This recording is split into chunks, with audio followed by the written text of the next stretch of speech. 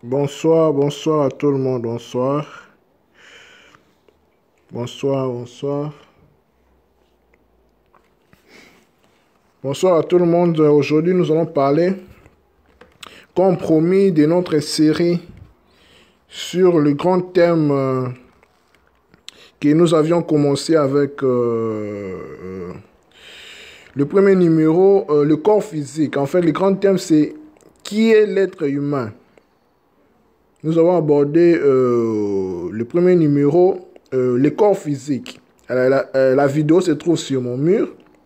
Aujourd'hui, toujours dans la même lancée, nous allons parler sur les subconscients.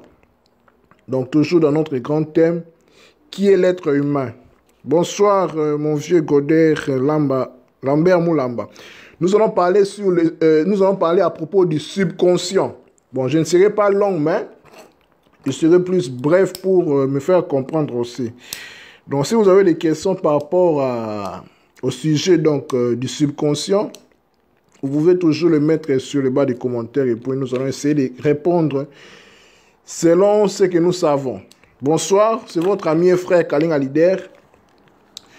Nous allons parler du subconscient. Oui, je sais que c'est un sujet tabou, ce sont des sujets en fait tabous en fait qui ne concernent que pour la plupart les psychologues, les psychanalystes, et toutes les personnes qui s'occupent de la pensée, tout ça de l'intérieur de l'être humain. Mais il faut savoir que c'est très important de nous connaître. Comme la sagesse dit toujours, connais-toi toi-même. Comme je le disais tantôt, que l'être humain, l'homme ou la femme, est un univers qui doit se découvrir. Qui doit se découvrir perpétuellement. Donc, car ça va de son avantage en fait. Parce que tous nos problèmes, tout ce que nous rencontrons dans la vie, en bien ou en mal, en positivité ou en négativité, c'est nous-mêmes qui les créons.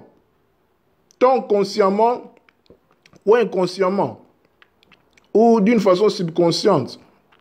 C'est le sujet auquel nous allons aborder maintenant. Donc, ce qu'il faut savoir est que le subconscient fait partie du domaine intérieur de l'être humain. Quand on parle du subconscient, nous voyons à l'intérieur, nous voyons deux phrases en fait. Je dirais deux mots, excusez-moi. Sub et conscient. Sub, nous voyons ces systèmes particules qui réfèrent au sous. Quelque chose qui est sous, qui est, je dirais, en dessous en fait, qui se cache derrière quelque chose. Donc, derrière la chose qui est ici concernée, c'est la conscience. Quand on dit le subconscient, c'est sous la conscience. Donc, on voit directement que l'être humain étant conscient, il fonctionne par la conscience, donc il est conscient, donc il sait ce qu'il fait en fait. Mais il y a aussi un autre plan, d'autres paramètres aussi qui caractérisent en fait le fonctionnement de l'être humain. C'est le subconscient aussi fait partie de tout ça, car c'est très important de le savoir. Car, quand je l'ai dit, le subconscient concerne on peut le dire aussi les sous-conscients. Donc, la partie où l'homme ne maîtrise pas, en fait, qui fonctionne sous la conscience, en fait, à l'insu de la conscience humaine, à l'insu de ce que l'on peut savoir. Donc, c'est en fait des automatismes, en fait. C'est ce que nous allons parler. Donc, il faut savoir que les subconscients avec les conscients, avec la conscience ou la superconscience, ce sont en fait, comment je vais dire, des notions par lesquelles l'être humain crée et sait ce qu'il sait en fait. Ce sont en fait les trois plans d'expérience de l'être humain sur cette terre. Soit il crée ou bien il sait ce qu'il sait par la conscience, par la subconscience ou par la superconscience. Mais ici, nous allons parler plus du subconscient en fait. Voilà. Et puis, le subconscient, pour le définir,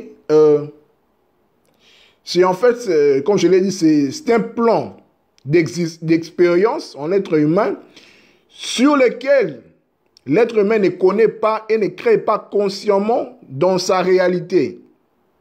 Donc c'est sous sa conscience en fait, c'est comment dire, ça empêche en fait sa conscience, ça empêche en fait son savoir, en fait. Il ne maîtrise pas le subconscient, bien que c'est ancré en lui, en fait, dans son intérieur. Donc, le subconscient est le plan d'expérience sur lesquels l'être humain ne connaît pas et ne crée pas consciemment dans sa réalité, comme il crée par la conscience, en fait, ce qu'il sait. Mais par le subconscient, l'être humain ne connaît pas, en fait. Il y a des choses qui se passent automatiquement en lui. Donc, en fait, on fait les choses subconsciemment, c'est-à-dire en ayant très peu de conscience et encore moins de justification. C'est ce que j'ai dit, en fait. Ce n'est pas un mauvais plan d'expérience, comme on peut le constater, mais aussi on ne peut pas le juger, car c'est automatique. C'est un bienfait, car il nous permet des automatismes. Comme je l'ai dit, en fait, le subconscient, ou bien la subconscience, fonctionne automatiquement en l'être humain.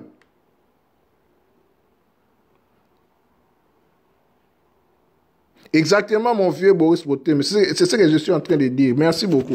Donc, je disais, le subconscient, en fait, c'est, comme mon vieux Boris Poté me vient de dire ici, et toute l'attention qui échappe à la conscience. Exactement. Donc, comment dire, ça empêche la conscience, encore moins notre justification, en fait. Ce sont en fait des automatismes, en fait. Ça passe directement en nous d'une façon automatique. Par exemple, la repousse des cheveux, le clignement de nos yeux, le rythme cardiaque, les repousses de nos ongles. Donc, tout ce qui échappe, toutes les fonctionnalités qui échappent dans notre conscience, ce sont en fait les automatismes que le subconscient en fait exécute. Comme je l'ai dit, la repousse des cheveux, le clignement de nos yeux, le rythme cardiaque, tout ce qui échappe en fait dans notre conscience. Donc ça se fait automatiquement dans notre corps. Par exemple, on ne peut pas constamment en train de se dire il faut que je cligne les yeux. Donc c'est impossible, ça se passe automatiquement en fait. Ou bien que je me fasse pousser mes ongles ou bien mes cheveux. C'est tout à fait impossible. Ce sont des choses qui se produisent et tout notre système corporel fonctionne sans instruction consciente et précise de notre part. C'est ça en fait le subconscient. Continuons. Donc, le subconscient crée aussi des solutions instantanées aux problèmes. Donc, le subconscient aussi est un gage en fait pour les solutions à nos multiples problèmes. Ce sont en fait des automatismes. Donc, ça résout en fait des problèmes automatiquement en notre insu. En fait, quand je dis en notre insu, en notre conscience. Vous voyez? Donc, le subconscient vérifie les informations qui entrent, puis examine sa banque de mémoire et trouve des réponses rapides à d'innombrables situations, tout aussi automatiquement, comme je l'ai dit tantôt. Par exemple, si nous touchons un gobelet chaud, directement on éloigne notre main. Ce n'est pas la conscience qui le fait, c'est en fait notre subconscient. Donc directement cet automatisme-là nous dit que c'est chaud, directement tu le sens dans tout le corps, tu éloignes directement ta main. Voyez.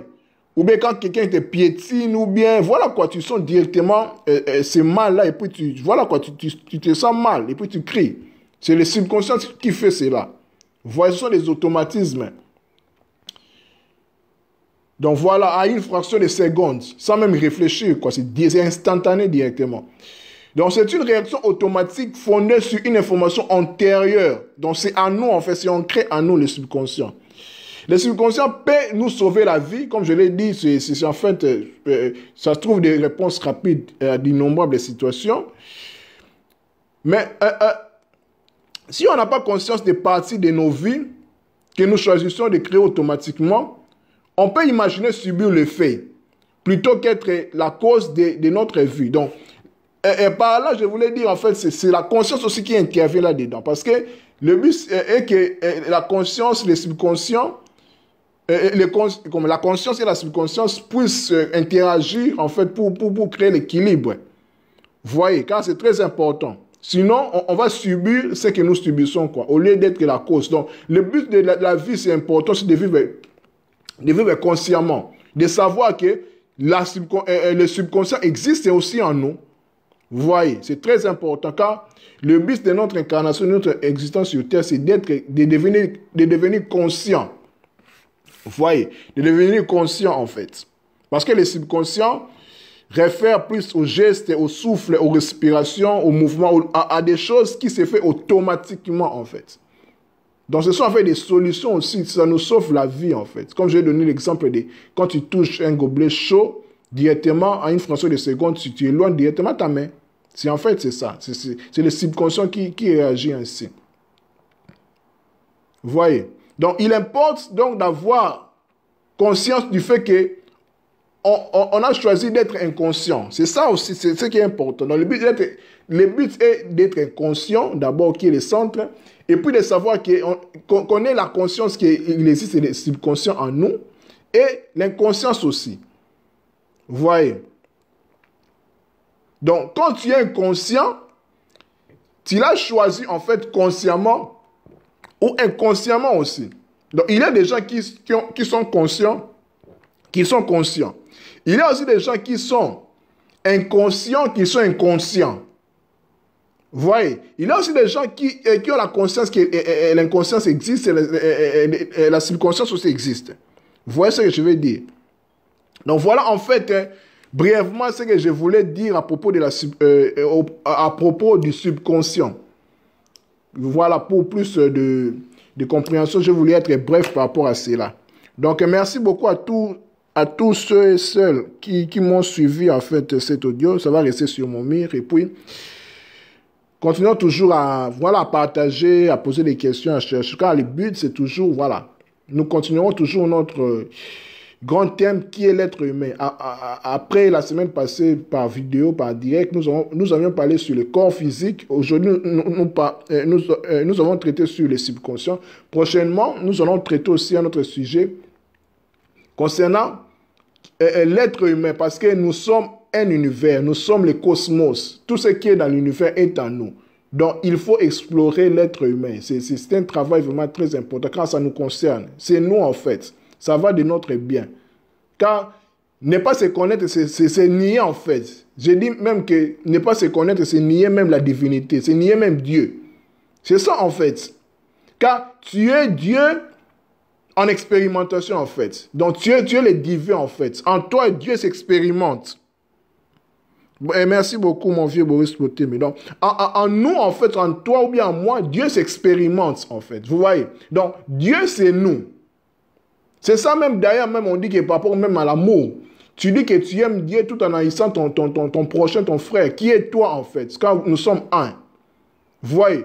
Donc, on cherche Dieu par des prières, extérieurement, que nous ignorons que Dieu, en fait, c'est nous, c'est l'autre. C'est ça, en fait. C'est la nature, c'est l'univers. Car personne ne peut voir Dieu, ce que nous appelons Dieu. Non. Dieu se manifeste, s'expérimente à travers sa création, à travers tous les règnes, minéral, végétal, animal, humain, et puis tous les autres, créations dans tous les univers, excusez-moi. Donc, merci beaucoup. Nous avions parlé sur le subconscient. À nous revoir la prochaine fois. Merci beaucoup. Bonsoir. Surtout, bon début de semaine à vous tous. Merci. Bye bye.